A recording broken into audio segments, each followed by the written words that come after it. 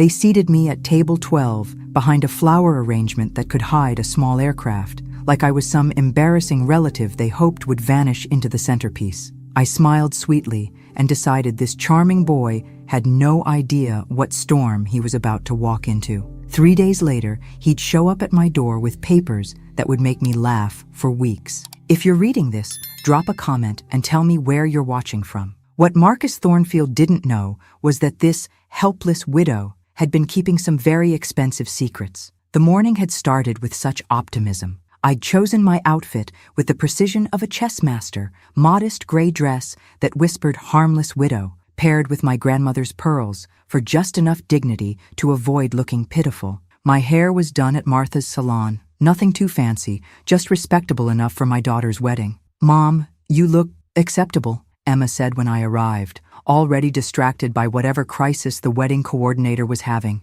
Acceptable, like a participation trophy in human form. I watched my daughter glide around in great-grandmother's lace, the one beautiful thing our family had managed to keep through the years. She looked radiant, absolutely glowing with that new bride energy that makes everyone temporarily forget their own problems. But as the guests filtered in, the social hierarchy became crystal clear. Marcus's parents swept in like visiting royalty, his mother, Patricia, dripping in enough diamonds to blind passing aircraft. She worked the room with surgical precision, air-kissing the important people while somehow managing to look straight through me like I was furniture. "Excuse me," I told the frazzled usher, showing my table assignment. "I believe there's been a delightful mistake here. Table 12, ma'am. Right behind the decorative feature." Decorative feature. How diplomatically they put it. I was being hidden behind enough flowers to supply a funeral home.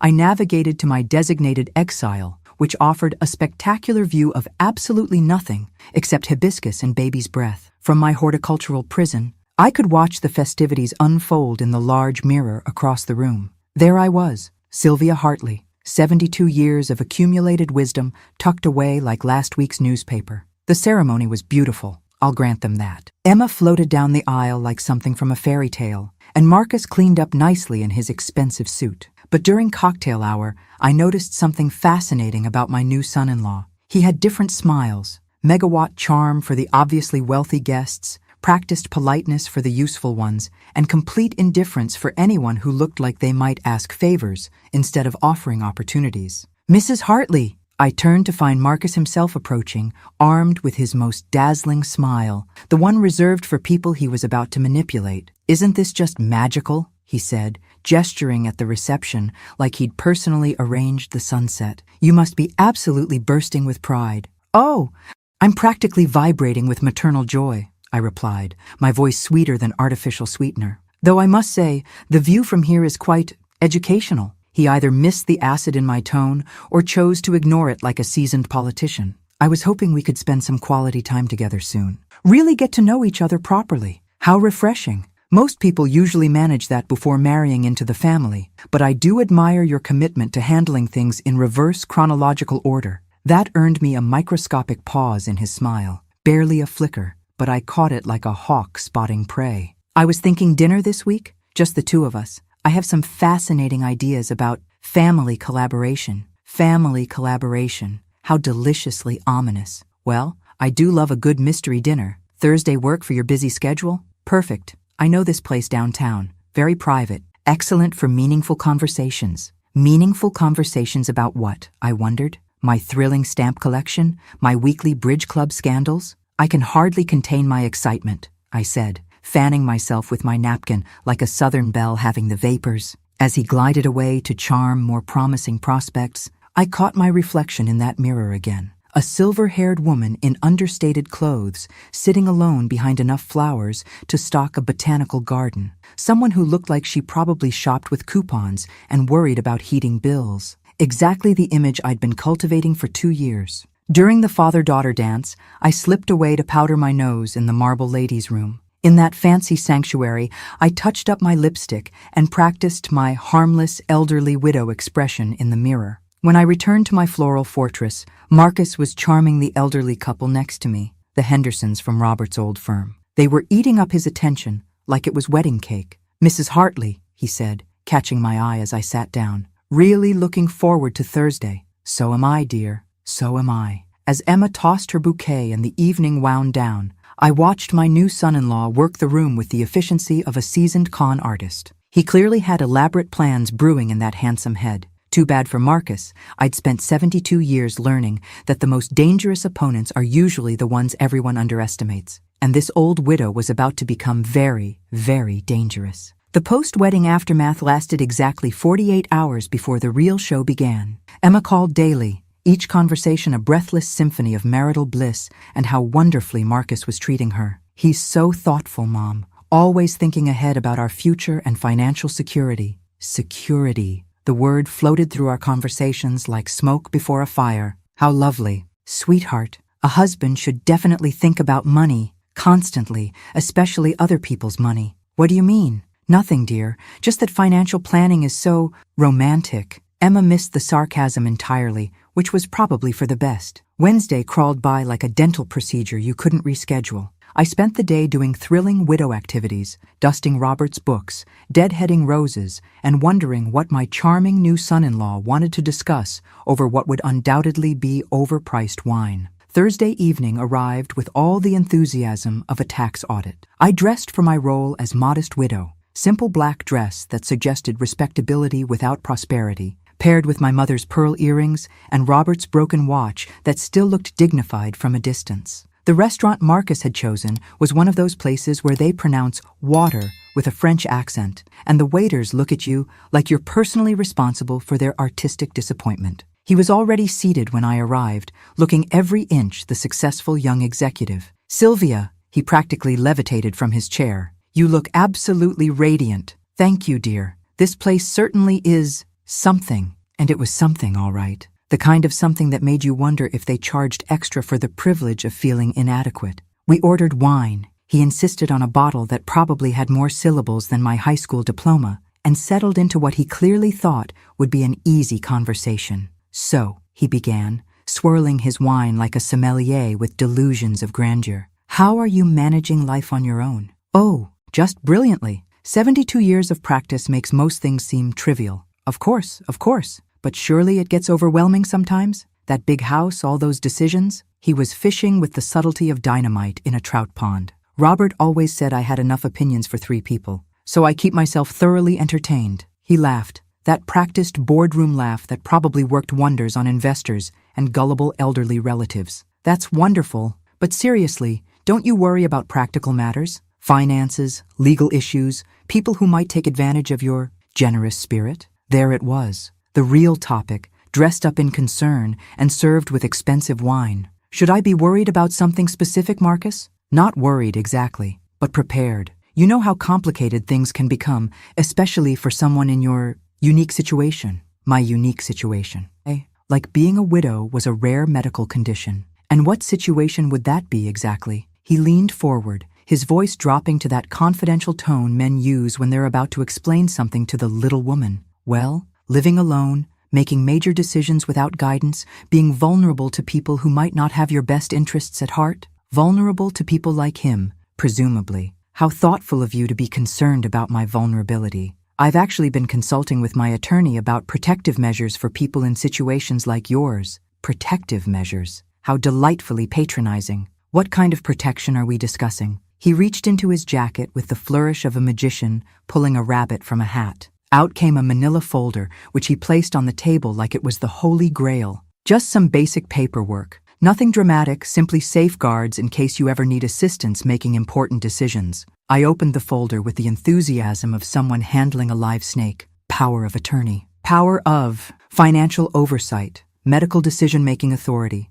Complete control disguised as loving concern. This is quite comprehensive. My lawyer specializes in elder care. He's handled many cases like yours, cases like mine. I was apparently a case study now. How fascinating. And Emma is aware of this thoughtful initiative? She thinks it's brilliant. Really, Sylvia, we just want to ensure you're protected from anyone who might take advantage of your trusting nature. My trusting nature. The boy really had done his homework. Protected from whom, specifically? Oh, you know, dishonest contractors, questionable investment advisors, relatives who might suddenly become very interested in your welfare. Relatives who might suddenly become interested. The irony was so thick you could serve it for dessert. How prescient of you to anticipate such problems. It's just common sense. These things are much easier to arrange before any complications develop. Complications like me maintaining control of my own life. I see. And this needs to be handled quickly because timing matters with these arrangements.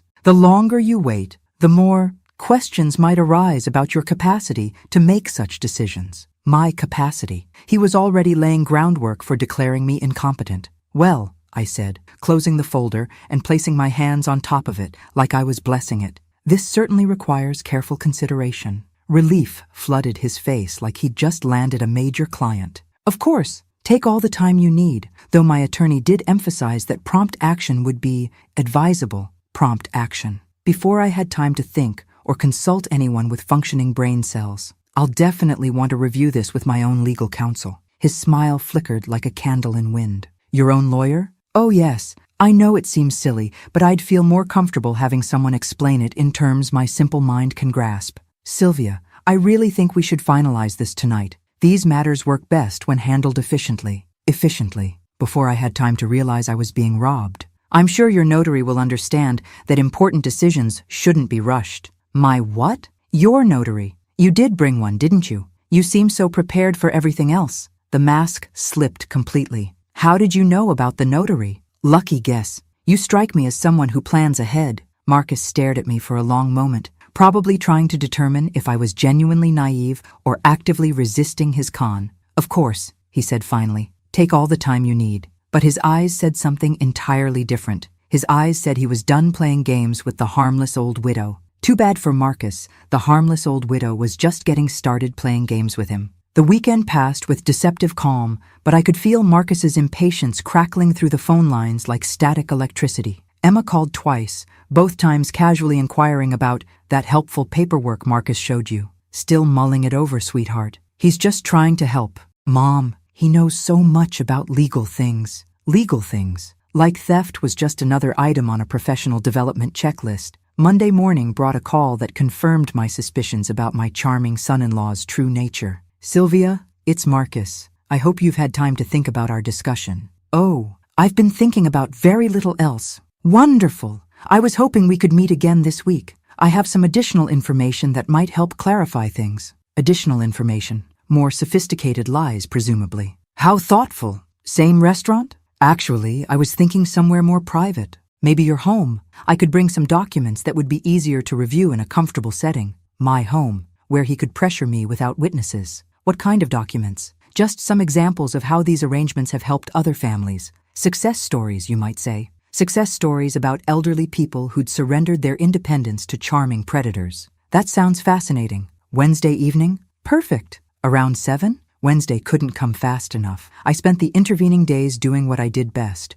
observing and planning. If Marcus wanted to play games in my house, I'd make sure the game was rigged in my favor. Wednesday evening, I prepared for battle. Simple gray dress, minimal jewelry, the perfect costume for a woman about to spring a very expensive trap. Marcus arrived precisely at 7, armed with his briefcase and his most trustworthy smile. Sylvia, thank you so much for agreeing to meet here. I know this whole situation can feel overwhelming. Oh, I'm not overwhelmed at all. I'm actually finding it quite educational. He settled into my living room like he belonged there, spreading documents across my coffee table with practiced efficiency. I brought some case studies of families who've benefited from these arrangements. I think you'll find them reassuring. How thoughtful. But before we discuss other people's stories, I have some questions about your story. My story? Yes. I'm curious about your background, your qualifications for managing other people's lives. His confident expression flickered slightly. Well, I have extensive business experience. In what field? Investment management. Primarily. For which firm? I work independently now. And before that, various positions in financial services. Various positions. How delightfully vague. How long have you been advising elderly people about their financial decisions? I wouldn't call it advising exactly. More like protective planning. And how many elderly people have you protected? A few. Families who needed guidance. Guidance they requested, or guidance you suggested they needed? The room fell silent, except for the ticking of my grandmother's clock. Sylvia, I think there might be some misunderstanding about my intentions. Oh, I understand your intentions perfectly. And what I'm curious about is your methods. My methods? For identifying vulnerable targets, for gaining their trust, for convincing them to sign away their rights. I would never what, Marcus? Never target elderly widows? Never manipulate them with false concern? Never steal their independence under the guise of protection? His mask was cracking like old paint. You're making serious accusations. I'm making serious observations about a serious predator who made a serious mistake. What mistake? I smiled, channeling every ounce of steel Robert had ever seen in me, assuming I was just another helpless widow. Sylvia, I think you're confused. I'm not confused at all. I know exactly what you're trying to do. The question is whether you know what I'm about to do. What are you talking about? I'm talking about the fact that I've been recording this conversation. I'm talking about the private investigator who's been documenting your activities. I'm talking about the attorney who's preparing criminal charges. The color drained from his face like someone had pulled a plug. You can't prove anything. I can prove everything. Your financial troubles, your debts, your pattern of targeting elderly women. All of it. That's impossible. Is it? Tell me, Marcus, how much do you owe in gambling debts? He went very still. How do you know about that? I know everything about you, including the fact that you're not my first admirer. What do you mean? I mean, you're not the first charming young man who's tried to separate me from my assets. The difference is, this time I was prepared. Prepared how? I stood up, my voice dropping to a whisper that could cut glass.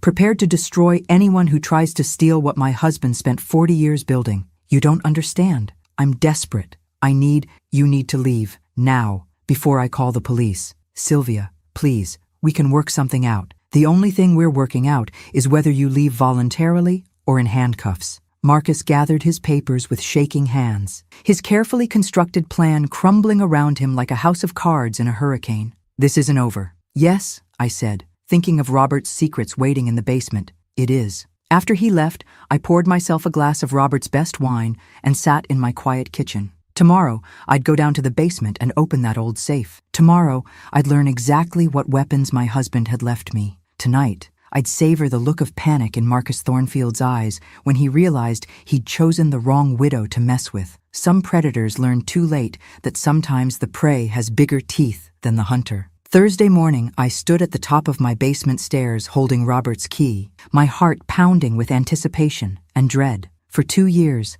I'd avoided this moment, too grief-stricken to face whatever secrets my husband had left behind. Marcus Thornfield had just given me an excellent reason to overcome my reluctance. The basement smelled like old paper and Robert's cologne, the scent still clinging to his clothes hanging in the corner. His desk sat exactly as he'd left it, crossword puzzles, coffee-stained coasters, the reading glasses he'd worn for 40 years. The safe was hidden behind a panel I'd never noticed, camouflaged to look like part of the concrete wall. Robert had always been cleverer than he let on. Inside, I found documents that made my hands shake, bank statements showing accounts I'd never heard of, investment records spanning decades, legal papers establishing trusts and protections I didn't know existed. And at the very bottom, a letter in Robert's familiar handwriting that changed everything. My dearest Sylvia, if you're reading this, it means I'm gone, and someone is trying to take advantage of your generous heart. I'm sorry I never told you about the money, $33 million, properly protected and completely yours. I lived modestly so we could die wealthy, and I hid our wealth so you'd be safe from predators, exactly like whoever drove you to open this safe. $33 million. I sat down heavily on Robert's old chair, the numbers swimming in front of my eyes. $33 million.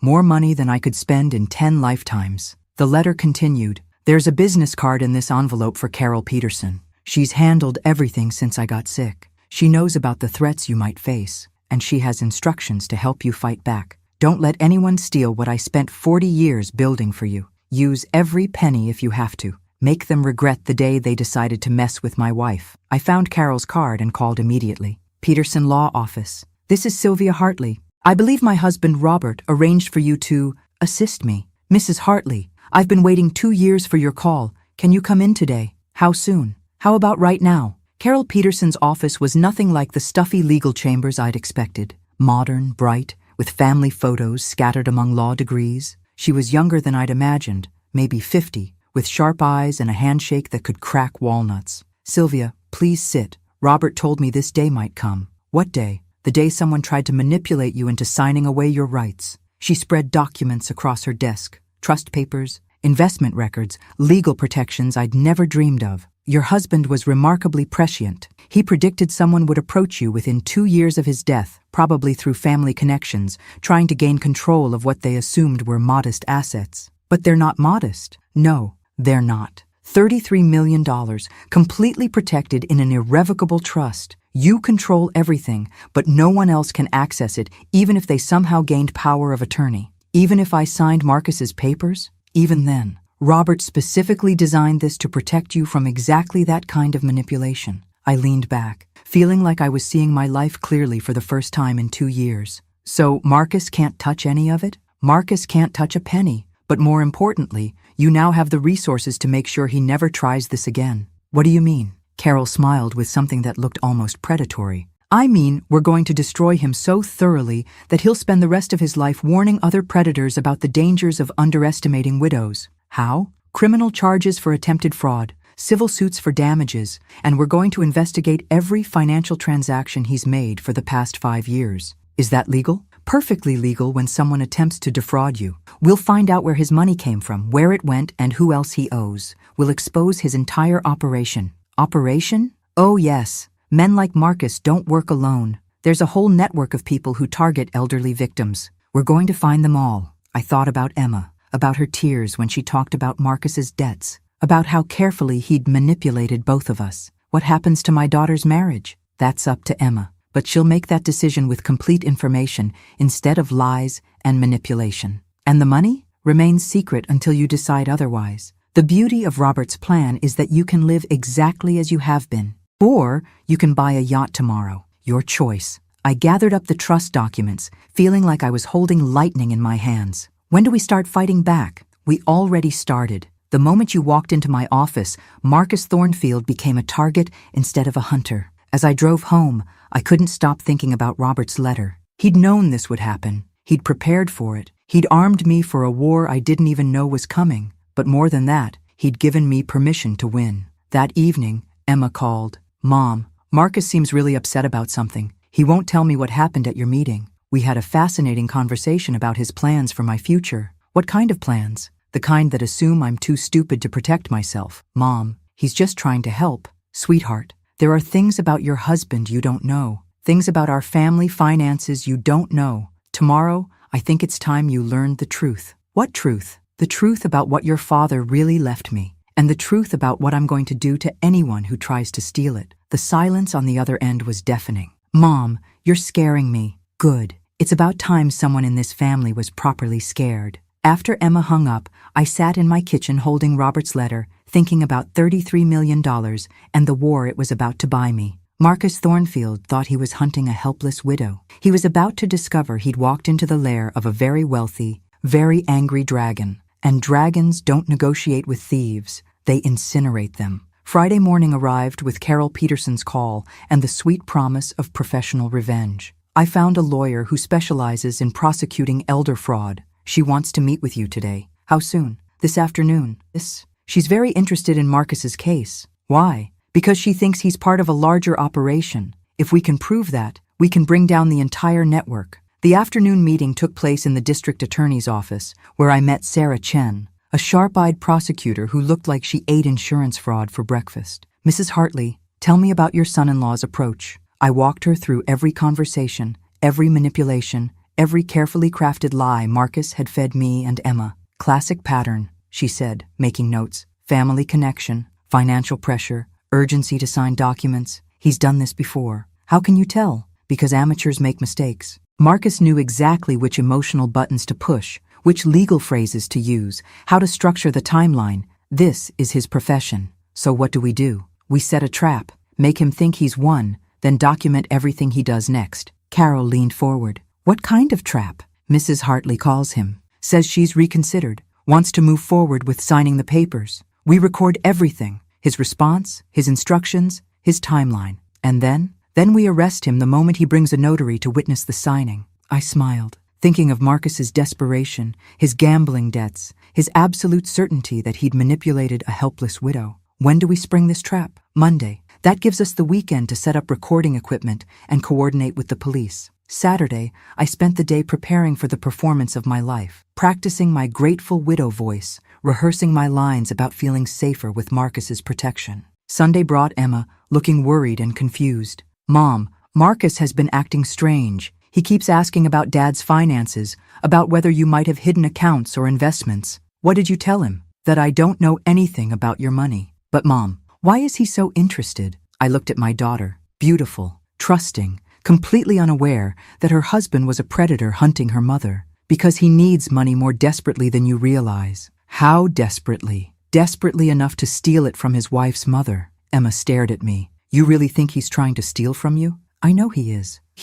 The question is whether you're ready to see proof." "What kind of proof?" "The kind that will destroy your marriage, but save your mother." Emma was quiet for a long time. Finally, "Show me." Monday morning, I called Marcus with the performance of my lifetime. "Marcus, it's Sylvia. I've been thinking about our conversation." "Oh?" His voice was carefully controlled, but I could hear the excitement underneath. "I think you're right. I do need protection. I'd like to move forward with those papers." The relief in his voice was audible. "That's wonderful, Sylvia. When would be convenient?" "As soon as possible. This weekend made me realize how vulnerable I really am." "Perfect. I can have everything ready by this afternoon." "This afternoon?" I let a note of elderly confusion creep into my voice. "Isn't that rather fast?" "These things work best when handled efficiently. I'll bring my notary, we'll get everything signed, and you'll be completely protected." Protected from him. "Well, if you think it's best, I do. Let's say 3 o'clock? At your house?" 3 o'clock sounds perfect. After I hung up, Carol nodded approvingly from her position monitoring the recording equipment. "He took the bait completely. Now what?" "Now we wait for him to hang himself with his own rope." At exactly 3 o'clock, Marcus arrived with his briefcase, his notary, and his most trustworthy smile. Hidden cameras captured everything as he spread documents across my coffee table. "Sylvia, I can't tell you how relieved I am that you're taking this step. I realized you were right about the dangers. An old woman like me needs guidance." "Exactly. Now, these papers will give Emma and me the authority to protect your interests." "All of my interests?" "All of them. Financial decisions, medical choices, living arrangements. Everything. Living arrangements." He was already planning to warehouse me somewhere convenient. "And this needs to be notarized today because delays create complications. The sooner we get this in place, the sooner you're protected." I picked up the pen, letting my hand shake slightly. "This is quite overwhelming. I know it seems complicated, but trust me, this is the best thing for everyone." Trust him, the man who was stealing my life while promising to protect it. I signed the first page, then paused. "Marcus, can I ask you something?" "Of course. What happens to my money after I sign this?" "Your money will be professionally managed. No more worrying about investments or bills or financial decisions." "By whom?" "By people with experience. People who understand these things." "People like you?" "People like Emma and me." "Yes." I signed the second page. "And if I change my mind later?" "Well, that would depend on your mental state at the time. These arrangements are designed to be permanent. Permanent. Like a life sentence." "I see." I signed the third page. "Marcus, there's something I should mention." "What's that?" "I think there might be more money than you realize." His eyes lit up like Christmas morning. "More money?" "Robert may have had some accounts I didn't know about. Hidden investments, perhaps." "How much more money, Sylvia?" And there it was. The greed, the desperation, the absolute confirmation that this was never about protecting me. "I'm not sure. Maybe significant amounts." Marcus's hands were actually shaking now. "Significant how?" "Well," I said, setting down the pen without signing the final page, "that's where things get interesting." "What do you mean?" I smiled, thinking of $33 million and the trap we'd just sprung. "I mean you're under arrest, Marcus. You have the right to remain silent." The police emerged from their hiding places as Marcus's face went white with shock and terror. You can't." "I can. I did. And now you're going to learn what happens to predators who hunt the wrong prey." As they led him away in handcuffs, I heard him screaming about entrapment and legal challenges. But all I heard was the sound of justice being served with a $33 million side of revenge. The news broke that evening. Local businessman arrested in elder fraud sting operation. Marcus's perp walk played on every channel, his face a mask of disbelief and rage. Emma called, sobbing. "Mom, what have you done?" "I've protected myself from your husband's attempt to steal my independence and my assets." "But the arrest, the charges, this will destroy him." "Good. That was the point." "How can you be so cold? How can you defend a man who was systematically planning to rob your mother?" Emma showed up an hour later, her eyes red from crying. I sat her down and played the recording of Marcus's confession. Every greedy word, every calculated manipulation, every moment he'd revealed his true nature. He was going to put me in a nursing home, sweetheart. He was going to steal everything your father left me and convince everyone I was too senile to object. But he loves me. He loves what he thought you could get him. There's a difference. I showed her the financial records Carol had uncovered, the gambling debts, the fake business ventures, the systematic targeting of elderly widows. This isn't his first time, Emma. You're married to a professional predator. She stared at the evidence, her face cycling through denial, anger, and heartbreak. What am I supposed to do now? Whatever you want, but you'll do it with complete information, not with lies and manipulation. Tuesday brought Marcus's father, pompous and furious. Sylvia, you've destroyed my son's life over a misunderstanding. I've exposed your son's criminal behavior. There's a difference. He was trying to help you. He was trying to rob me. The recordings don't lie. This is vindictive, cruel. This is justice. Your son chose to prey on elderly women. Now he gets to experience the consequences. Wednesday brought Marcus's bail hearing, where he tried to paint himself as a concerned family member who'd been entrapped by a paranoid widow. The judge wasn't impressed. Mr. Thornfield, the evidence suggests a systematic attempt to defraud an elderly family member. Bail is set at $500,000, $500,000. Money Marcus didn't have. He'd be staying in jail until trial. Thursday brought a visit from Carol with updates that made my morning coffee taste even better. The FBI is interested in Marcus's case.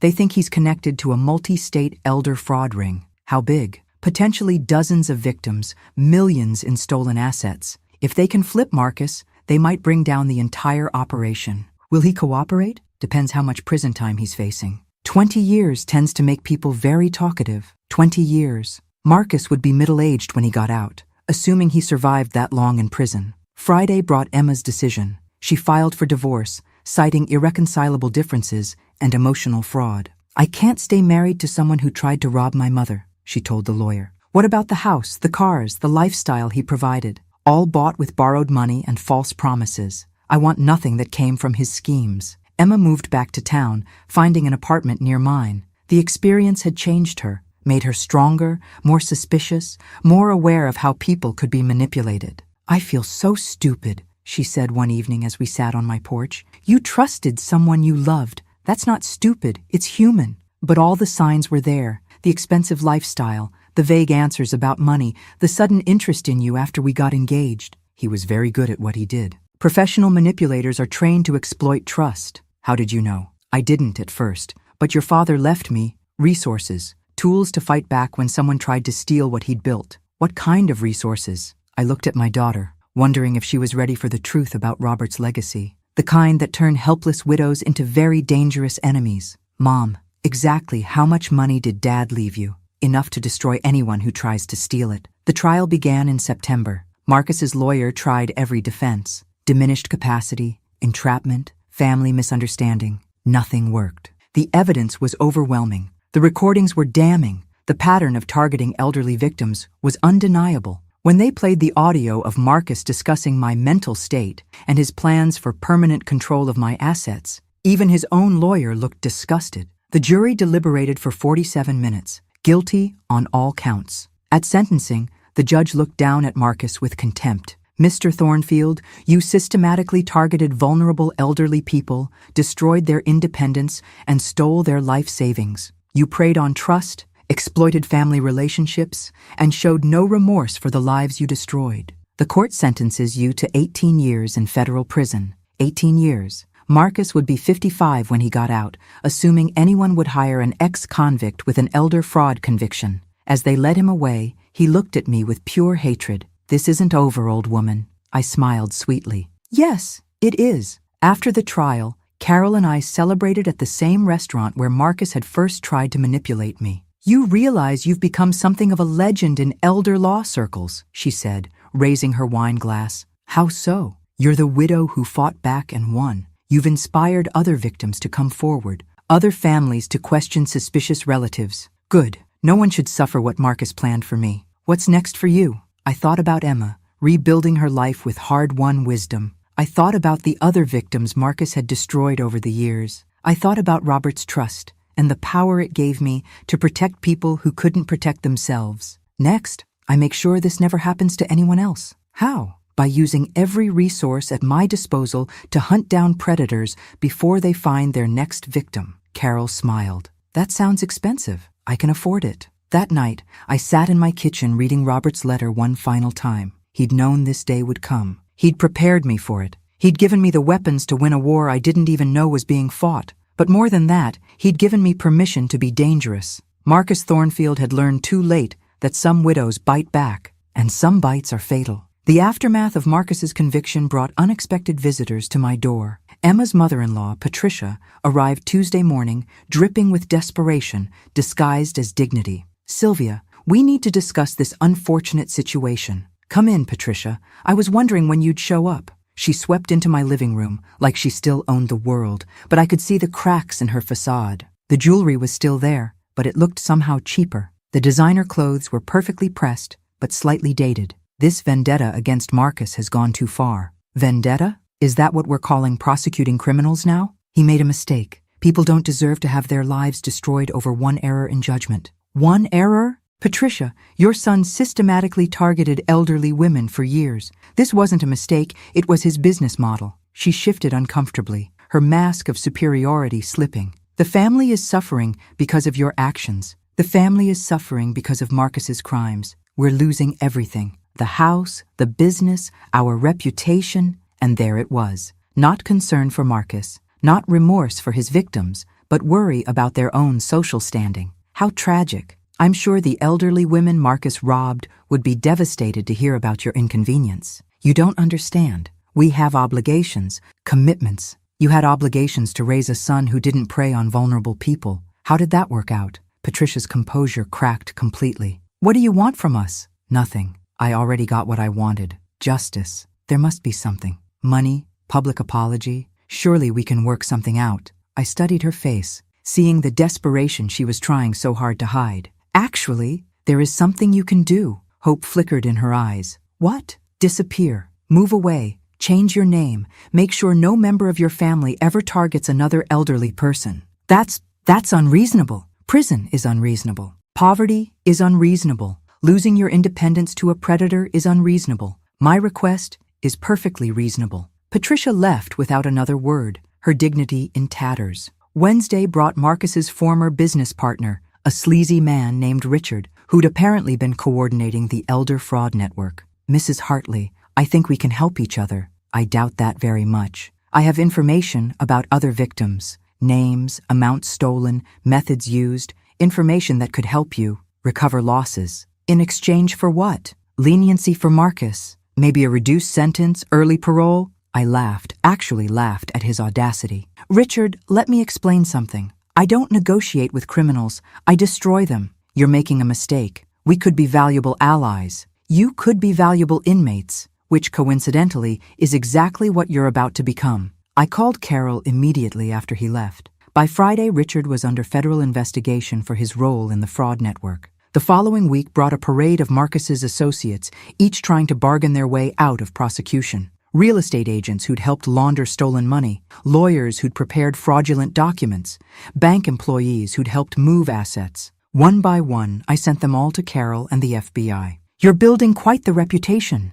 Carol observed during one of our weekly meetings. Word is getting out that targeting you was Marcus's fatal mistake. Good. Fear is an excellent deterrent. The federal prosecutor says your case is going to revolutionize how they handle elder fraud networks. How so? Usually they catch one or two people and call it a victory. Your case is giving them access to an entire criminal organization. And the other victims? 37 confirmed so far, with more coming forward every week. Total damages over $12 million. $12 million stolen from elderly people who'd trusted the wrong person. Can we get their money back? Most of it. The federal asset forfeiture laws are very favorable when criminal enterprises are involved. What about Marcus specifically? His personal assets are being liquidated. The house, cars, jewelry, everything. It'll be distributed among his victims. Including me? You weren't actually victimized financially, since you never signed the papers. Then my share goes to the other victims. Sylvia, that could be hundreds of thousands of dollars. I can spare it. That evening, Emma came over for dinner, looking healthier than she had in months. The divorce is final, she announced. How do you feel? Free, terrified, but free. Terrified of what? Of making the same mistake again, of trusting the wrong person. Emma, what Marcus did to you wasn't your fault, but I brought him into our family. I gave him access to you. And when you learned the truth, you chose justice over comfort. That takes courage. Did it ever occur to you that you might be in danger? That Marcus's associates might try to retaliate? I smiled, thinking of the security measures Carol had helped me implement, the connections with law enforcement, the very public nature of my victory. Let them try. I'm not the helpless widow they think I am. No, you're definitely not that. As Emma left that night, I reflected on how much had changed since Marcus first approached me with his fraudulent concern. 6 months ago, I'd been hiding my resources, playing the role of modest widow, keeping my head down. Now I was someone whose phone calls got returned immediately, whose concerns were taken seriously, whose enemies ended up in federal prison. But more importantly, I'd become someone who mattered to people who needed protection. The phone rang, interrupting my thoughts. Carol's voice was excited. Sylvia, we just got a break in the federal case. Marcus is cooperating. What's he telling them? Everything. Names, methods, locations, bank accounts. The entire elder fraud network is about to collapse. And in exchange, reduced sentence. He'll still do significant time, but not the full 18 years. I thought about Marcus in his prison cell, finally understanding that actions have consequences, that predators sometimes become prey. How much time? Probably 8 to 10 years, with good behavior. 8 years. Marcus would be 43 when he got out, with a federal conviction that would follow him forever. That's acceptable. There's something else. The federal prosecutor wants to interview you about creating a victim advocacy program. What kind of program?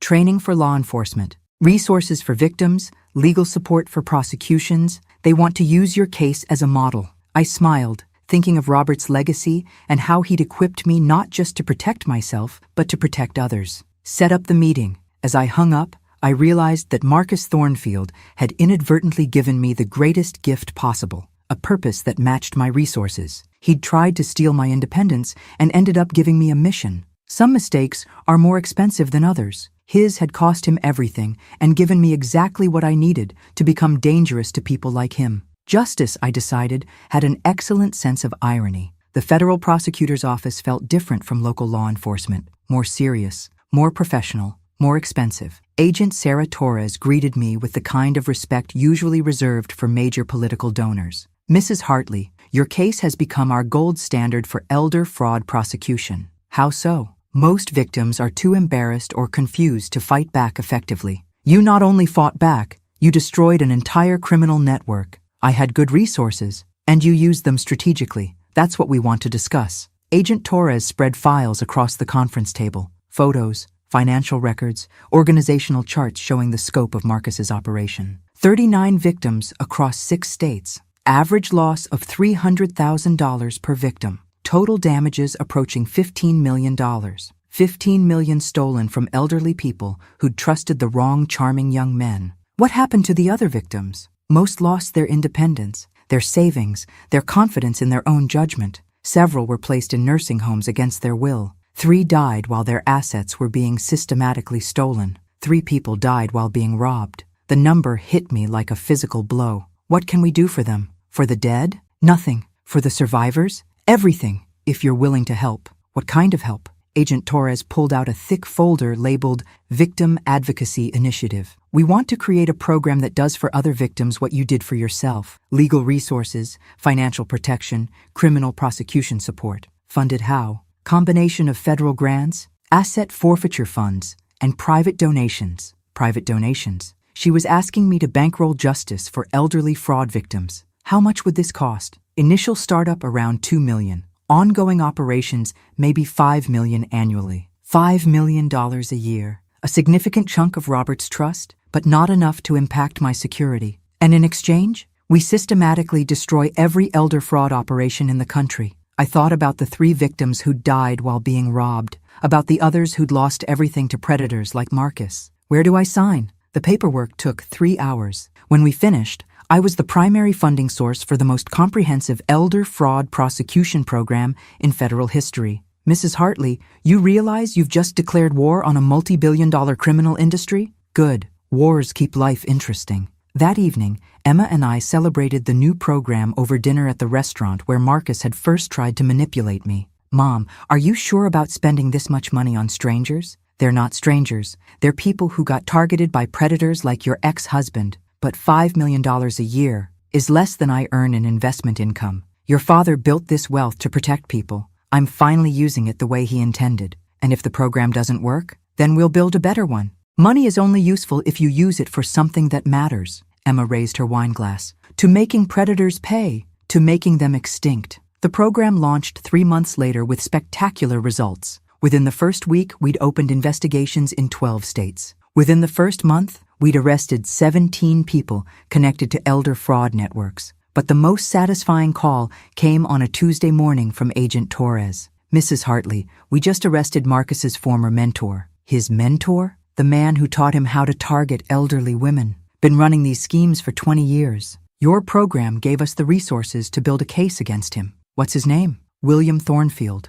Marcus's uncle. Marcus's uncle. The family business was literally stealing from elderly people. How many victims? Over 100, dating back to the 1990s. He's been systematically destroying lives for decades. And now? Now he's facing life in prison without parole.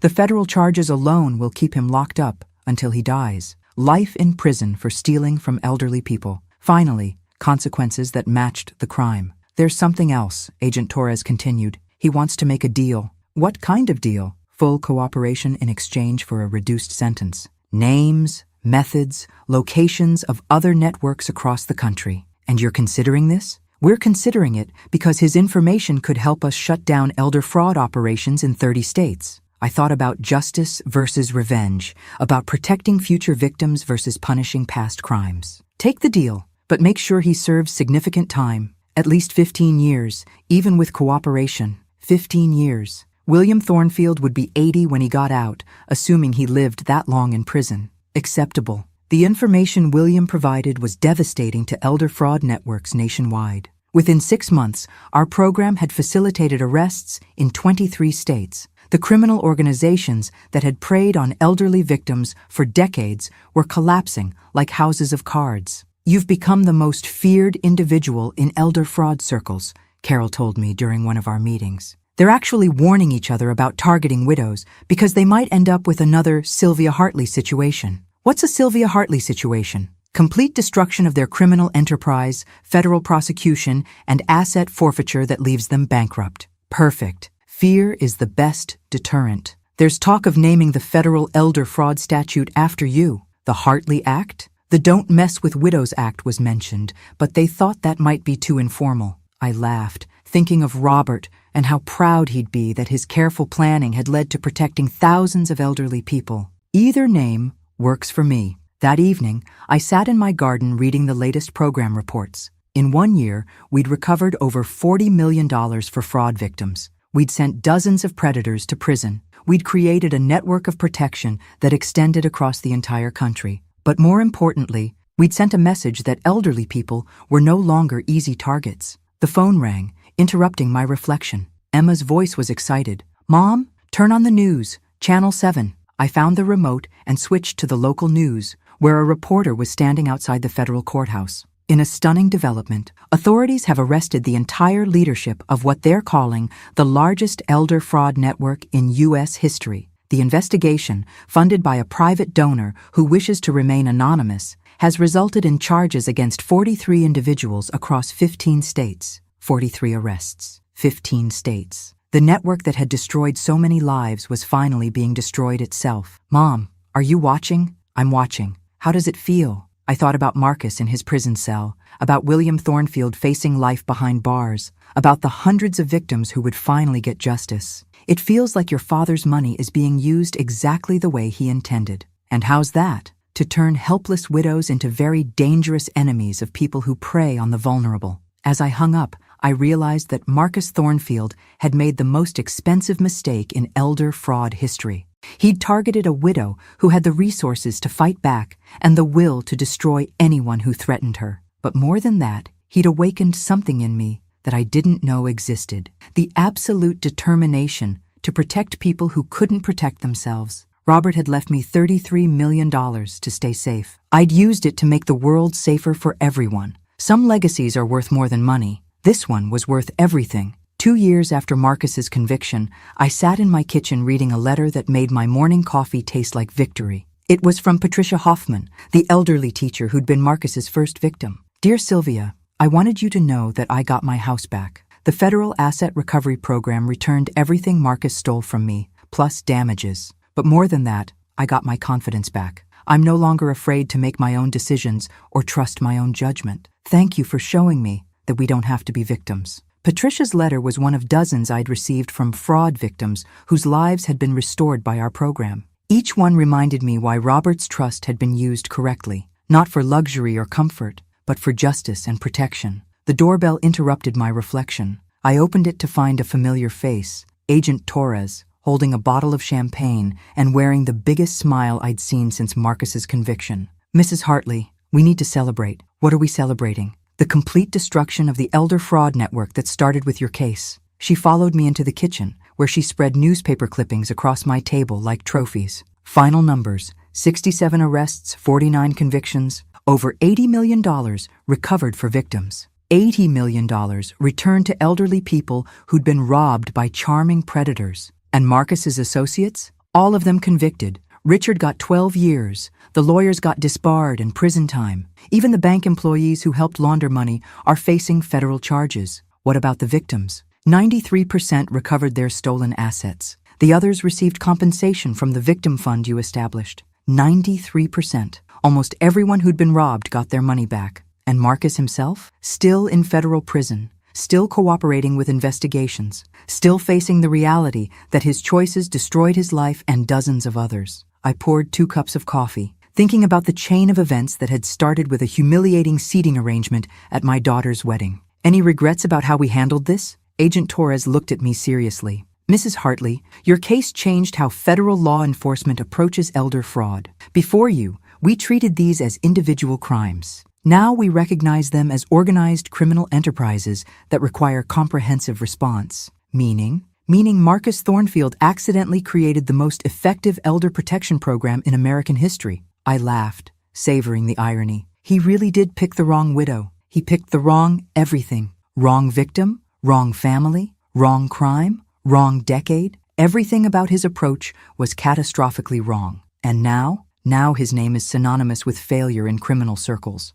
We've intercepted communications where fraud networks specifically warn against targeting widows because of the Thornfield disaster. The Thornfield disaster. Marcus had become a cautionary tale for other predators. What's next for the program? Expansion. We're training local law enforcement in 20 more states. We're creating victim advocacy centers in major cities. We're developing early warning systems to identify potential targets before predators find them. Funded how? The program is now self-sustaining through asset forfeiture from convicted criminals. Your initial investment has created a permanent protection system. Self-sustaining. Robert's money had bought permanent protection for vulnerable elderly people. Any new threats we should be aware of? Always. But now we're hunting them instead of waiting for victims to report crimes. After Agent Torres left, I called Emma to share the good news. Mom, you realize you've become legendary, right? How so?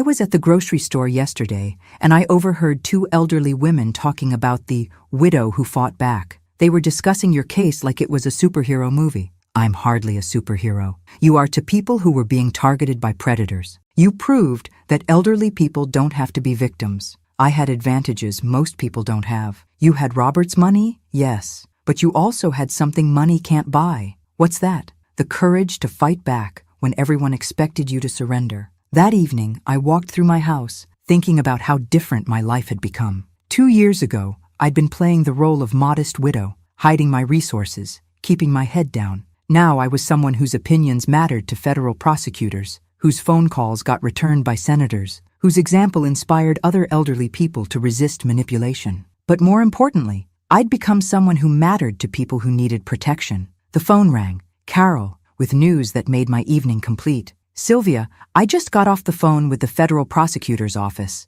They want to nominate you for a presidential award for public service. What kind of award? The Medal of Freedom, for your contributions to elder protection and criminal justice. The Medal of Freedom. the highest civilian honor in the country. That seems excessive for protecting myself from my daughter's ex-husband. It's not excessive for creating a program that's protected thousands of elderly Americans from financial predators. I thought about Robert's letter, about his trust in my ability to use his resources wisely, about the battle fund he'd created specifically for fighting back against people like Marcus. Will accepting the award require public appearances? Probably. The White House ceremony, media interviews, speaking engagements. Then I'll do it. If my visibility helps other victims find courage to fight back, it's worth the exposure. There's one more thing. They want Emma to attend the ceremony. Why Emma? Because your daughter's courage in choosing justice over comfortable lies is part of what made this program possible. Emma's courage.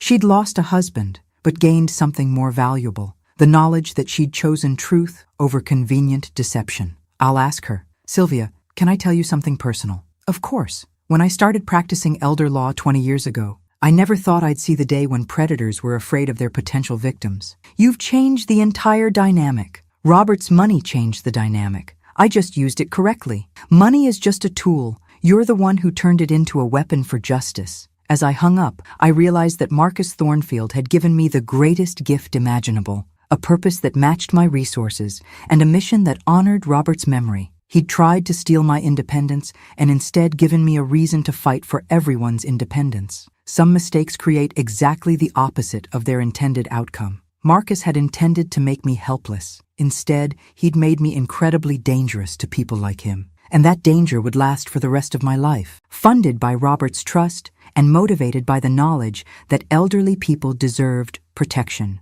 not predation. The Medal of Freedom ceremony was 6 months away. I had 6 months to figure out how to use that platform to make predators even more afraid of their potential victims. It was going to be a very productive 6 months. The White House ceremony took place on a crisp October morning that felt like victory distilled into weather. Emma and I sat in the East Room surrounded by other Medal of Freedom recipients, scientists, artists, civil rights leaders, and one widow who'd accidentally started a war against elder fraud. Mrs. Sylvia Hartley, the president announced, for her extraordinary contributions to criminal justice and elder protection, demonstrating that ordinary citizens can achieve extraordinary results when they refuse to accept injustice. As I walked to the podium, I thought about Marcus Thornfield sitting in his prison cell, probably watching this ceremony on television and realizing the full scope of his catastrophic mistake. Thank you, Mr. President. 2 years ago,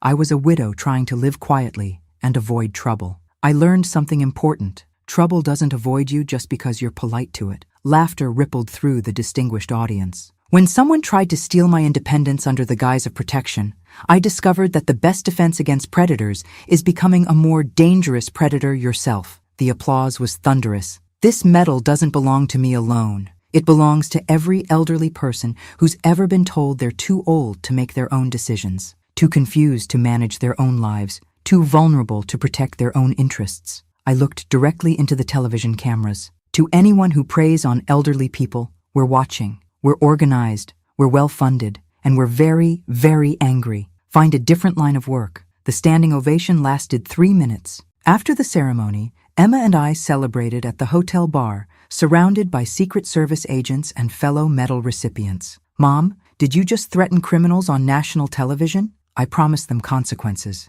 There's a difference. The president looked impressed. Good. Presidential support makes our funding more secure. What's next? Next, we use this platform to expand the program internationally. Elder fraud is global. Our response should be too. The media attention from the ceremony was extraordinary. Within a week, I'd given interviews to every major news network, several international outlets, and 3 documentary filmmakers. Each interview carried the same message. Elderly people were no longer easy targets, and predators who thought otherwise would face systematic destruction. The response was immediate and satisfying. Law enforcement agencies from 12 countries contacted our program requesting assistance with their own elder fraud cases. But the most satisfying call came from Agent Torres. Mrs. Hartley, we're seeing something unprecedented. What's that? Elder fraud reports are down 60% nationally, not because fewer crimes are being committed, because fewer people are attempting them. Fear is an excellent deterrent. It's more than fear. Word has spread through criminal networks that targeting elderly people now carries unacceptable risk. What kind of risk? Federal prosecution, asset forfeiture, and the possibility of facing a Sylvia Hartley situation. I'd become a threat that criminals warned each other about. Marcus's attempt to victimize me had turned me into every predator's nightmare. Any specific threats against me personally? None credible. Most criminals are smart enough to realize that attacking you would bring down the full weight of federal law enforcement. And the ones who aren't that smart? We'll learn the hard way that some targets fight back with unlimited resources. That evening, I sat in my garden reading letters from fraud victims whose lives had been restored by our program. Teachers who'd gotten their pensions back, veterans who'd recovered their disability payments, widows who'd regained their independence. Each letter reminded me that Robert's trust was being used exactly as he'd intended, to protect people who couldn't protect themselves. The phone rang. Carol's voice was excited. "Sylvia, Congress wants to hold hearings on elder fraud prevention. They want you to testify." "About what?" "About creating a permanent federal program based on our model. They're considering legislation that would make elder fraud a federal crime punishable by life imprisonment. Life imprisonment for stealing from elderly people. Finally, consequences that matched the damage." "When do they want me to testify?" "Next month. Committee on Aging, full Senate hearing, national television coverage." "Perfect. It's time to make this program permanent." "There's something else. Marcus's parole hearing is scheduled for the same week." "His parole hearing? He served 5 years, technically eligible for early release with good behavior." I smiled, thinking of the timing. While I was testifying about protecting elderly people, Marcus would be begging for freedom he didn't deserve. "Will I have the opportunity to speak at his hearing?" "Victim impact statement, yes. You could argue against his release." "Good. I have a few things to say about Marcus Thornfield's rehabilitation." The Senate hearing was scheduled for a Tuesday. Marcus's parole hearing was Thursday. I had 1 week to prepare testimony that would cement the federal program and ensure Marcus stayed exactly where he belonged. It was going to be a very busy week. But as I looked around my garden, thinking about Robert's legacy and the war it had funded, I realized I'd never been more prepared for battle. Marcus Thornfield had spent 5 years in prison learning that actions have consequences. He was about to learn that some consequences last forever. The parole board was about to meet a widow who'd spent 5 years building a criminal justice program specifically designed to destroy people like Marcus. This was going to be educational for everyone involved, especially for Marcus. The Senate hearing room felt like a cathedral of justice, with marble columns and enough television cameras to broadcast my testimony to every potential predator in America. I sat at the witness table wearing my best armor, a navy suit that whispered authority, and the diamond earrings Robert had given me for our 40th anniversary. "Mrs. Hartley," Senator Williams began, "you've created the most successful elder fraud prevention program in American history. How did a retired widow become the nation's leading expert on protecting elderly Americans?" "I became an expert by refusing to become a victim, Senator. When someone tried to steal my independence, I decided to make sure it never happened to anyone else." "Tell us about your son-in-law's approach." I walked them through Marcus's systematic manipulation, the family connection, the false concern, the urgent timeline, the documents designed to steal control of my life. He targeted me because he thought I was helpless, isolated, and trusting. He was wrong on all counts. "What made you fight back when most victims don't?" "My husband left me resources to protect myself, but more importantly, he left me permission to be dangerous to people who prey on the vulnerable." The hearing room was silent except for the clicking of cameras. "Dangerous how?" "Dangerous enough to destroy criminal enterprises that target elderly people. Dangerous enough to send dozens of predators to federal prison. Dangerous enough that criminals now warn each other about the risks of targeting widows." Senator Chen leaned forward. "What would you say to elderly Americans who feel vulnerable to these schemes?" I looked directly into the television cameras, knowing that somewhere Marcus was watching from his prison cell. "I'd say that vulnerability is a choice. You can choose to be helpless, or you can choose to be terrifying to people who want to hurt you. I recommend terrifying." The applause was deafening. "What legislative changes would you recommend?" "Make elder fraud a federal crime punishable by life imprisonment. Make it so expensive and dangerous that no rational criminal would attempt it." "Life imprisonment seems severe." "Senator, stealing an elderly person's independence is a life sentence for the victim. The punishment should match the crime." The hearing lasted 4 hours. When it ended, I'd effectively written the blueprint for permanent federal legislation that would protect elderly Americans for generations. 2 days later, I sat in a different kind of room, smaller, grimmer, where Marcus Thornfield would face a parole board that would determine whether he spent the next decade in prison or walking free. Marcus entered in prison clothes, looking older, thinner, diminished. 5 years of federal prison had stripped away his polished veneer, revealing the desperate predator underneath. His lawyer presented the standard arguments: model prisoner, rehabilitation programs, remorse for his actions. Then it was my turn. Members of the board, 5 years ago, Marcus Thornfield targeted me because he thought I was a helpless widow with modest assets he could steal. He was catastrophically wrong on both counts. I opened my folder and spread financial documents across the table. Mr. Thornfield wasn't targeting modest assets. He was attempting to steal $33 million from a widow who had the resources to destroy him. The parole board members' eyes widened. And destroy him I did. His criminal operation was dismantled. His associates were prosecuted. His victims recovered their stolen assets. His name became synonymous with failure in criminal circles.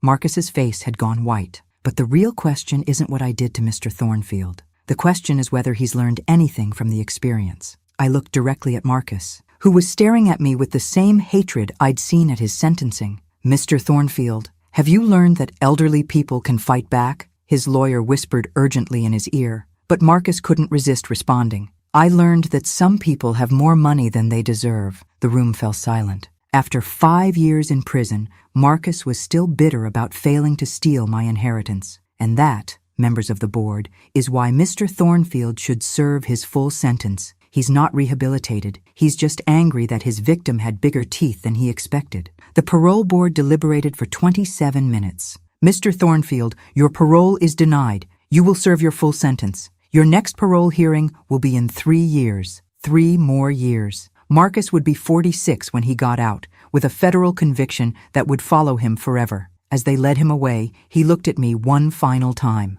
This isn't over. I smiled sweetly. Yes, it is. Outside the hearing room, Emma was waiting with champagne and the biggest smile I'd seen since Marcus's original conviction. How does it feel, Mom? Complete. Marcus is staying in prison. The federal program is becoming permanent, and elderly people across the country are safer because one predator made the mistake of targeting the wrong widow. And the program will outlive both of us. Robert's Trust has created a permanent protection system that will hunt predators long after I'm gone. We drove home through the city where this war had begun, past the restaurant where Marcus had first tried to manipulate me, past the courthouse where he'd been convicted, past the hotel where Emma had decided to choose truth over comfortable lies. Mom, can I ask you something? Anything. Are you happy with how this turned out? I thought about Robert's letter, about his trust in my ability to protect myself and others, about the $33 million that had become a weapon for justice. I'm proud. I'm satisfied.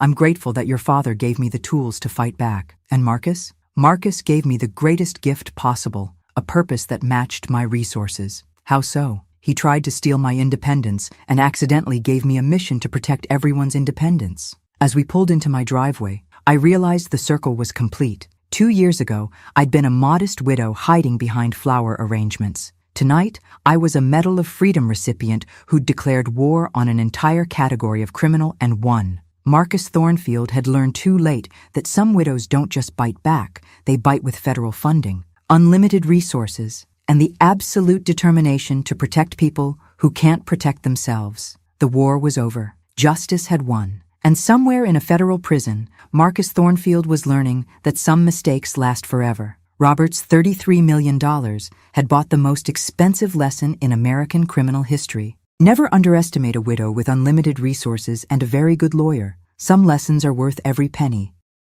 Thanks for listening. Don't forget to subscribe and feel free to share your story in the comments. Your voice matters.